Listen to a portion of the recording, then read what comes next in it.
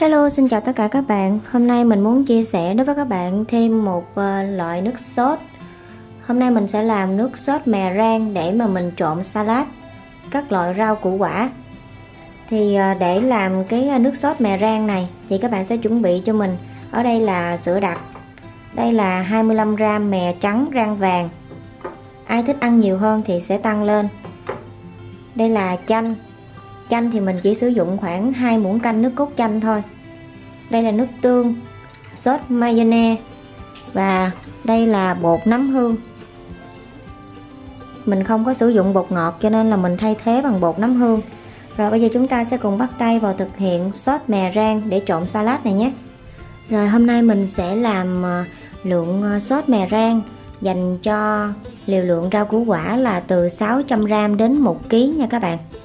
Thì ở đây mình đã cho ra chén sữa đặc là 50g sốt mayonnaise, 2 muỗng canh nước cốt chanh. Ai thích chua hơn thì tăng cái lượng nước cốt chanh lên. Đầu tiên mình sẽ cho hết 25g mè trắng rang vàng, mình cho vào chén. Mình sẽ đi giã nát. Đối với sốt đó thì mình giã nát cái mè này ra thì nước sốt của mình nó sẽ thơm ngon hơn.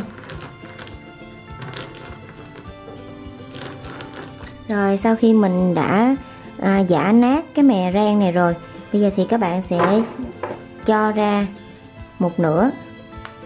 Mình chừa lại một nửa nha. Một nửa này mình sẽ để riêng.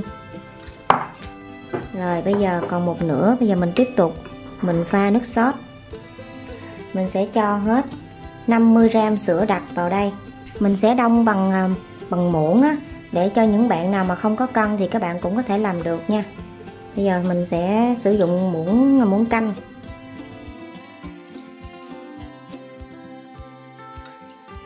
Như vậy là khoảng 2 muỗng canh rưỡi đó các bạn. 2 muỗng canh rưỡi sữa đặc nha, là 50g. 2 muỗng canh rưỡi hoặc là 3 muỗng canh đều được. Nếu có cân thì mình cân chính xác là 50g. Rồi cho vào đây 50g sốt mayonnaise luôn. Mình cũng sẽ múc thử xem là khoảng bao nhiêu muỗng canh. Rồi cũng là 3 muỗng canh sốt mayonnaise.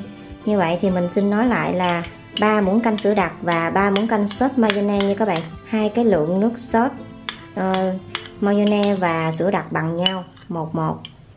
Tiếp tục cho vào đây 1 muỗng canh nước tương.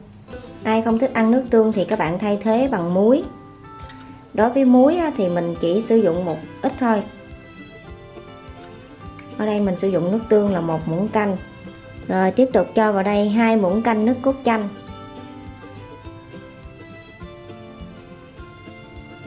Rồi đây là bột nấm hương thay thế cho bột ngọt.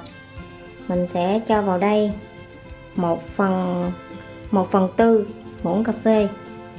Bởi vì cái vị của nó cũng ngọt giống như bột ngọt vậy các bạn, nhưng mà nó thanh hơn. Rồi bây giờ các bạn sẽ khuấy đều hỗn hợp này lên. Mình trộn đều lên ha. Rồi đối với cái lượng nước sốt này mình có thể trộn với 600 đến 1kg rau củ, 1kg salad.